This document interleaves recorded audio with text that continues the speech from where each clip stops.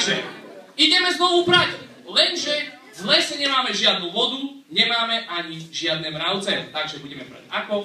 Špeciálne, právne. Takže, naša pani učiteľka si zobere túto lopatu, vydá sa niekde na čistinku, tam vykope 10 cm jamu a tento kabát hádže do tejto jamy. Do jamy, takto.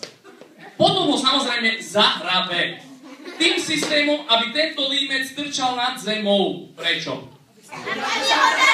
Správne, keď je nejaká taká bujara párty, potom si to nemusíme pamätať, ale hlavne preto, že za 3-4 hodinky sa pod zemou vytvorí nevhodné prostredie pre všetky blchy a vši. Začnú sa tlačiť na tento límec, ktorý je nad zemou. Potom pani učiteľka urobí masaker. Nožičkou môžete predviesť, kľudne.